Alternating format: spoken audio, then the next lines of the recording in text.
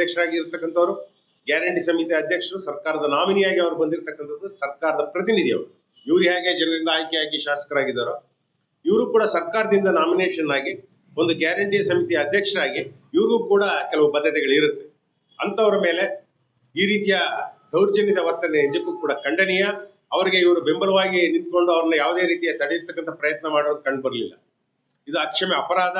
ಅವರು ಮುಂದಿನ ದಿನಗಳಲ್ಲಿ ಈ ರೀತಿಯ ಕಾರ್ಯಕ್ರಮಗಳಿಗೆ ಅವರಿಗೆ ಬೆಂಬಲ ಕೊಡೋದನ್ನ ನಿಲ್ಲಿಸಬೇಕು, ಅವ್ರನ್ನ ತಡಿಬೇಕು. ಯಾಕೆಂತ ಹೇಳಿದ್ರೆ ಈ ಹಿಂದೆ ಚಿಕ್ಕನಾಯಕನಹಳ್ಳಿ ಅಂತ ಹೇಳಿದ್ರೆ ಜನ ಇಲ್ಲಪ್ಪ ಹಳ್ಳಿಯವ್ರು ಬರೋಕ್ಕೆ ಹೆದರಿಕೆ ಆಗುತ್ತೆ, ಚಿಕ್ಕನಾಯಕನಹಳ್ಳಿಯಲ್ಲಿ ರೌಡಿಸಮ್ ಜಾಸ್ತಿ ಅಂತ ಹೇಳೋರು. ಇತ್ತೀಚಿನ ದಿನಗಳಲ್ಲಿ ಅದು ಮಾಸಿ ಹೋಗಿತ್ತು. ಆದರೆ ಅದು ಪುನರಾವರ್ತನೆ ಆಗ್ತಕ್ಕಂಥ ಸನ್ನಿವೇಶವನ್ನ ಶಾಸಕರು ಅವರ ಬೆಂಬಲಿಗರಿಂದ ಮಾಡ್ತಾ ಇರ್ತಕ್ಕಂಥ ತಡೆಗಟ್ಟದೆ ಹೋದ್ರೆ ನಿಜಕ್ಕೂ ಕೂಡ ಚಿಕ್ಕನಾಯಕನಹಳ್ಳಿ ಒಂದು ಏನು ಒಳ್ಳೆ ಹೆಸರಿದೆ ಅದಕ್ಕೆ ಕಪ್ಪು ಚಿಕ್ಕೆ ಬಂದಂತಾಗತ್ತೆ. ದಯಮಾಡಿ ಅಂತ ಕಾರ್ಯಕ್ರಮಗಳಲ್ಲಿ ಏನು ಅವರ ಬೆಂಬಲಿಗರನ್ನ ಹತೋಟಿನಲ್ಲಿ ಇರ್ತಕ್ಕಂಥ ಕಾರ್ಯವನ್ನ ಸನ್ಮಾನ್ಯ ಶಾಸಕರು ಮಾಡಬೇಕು.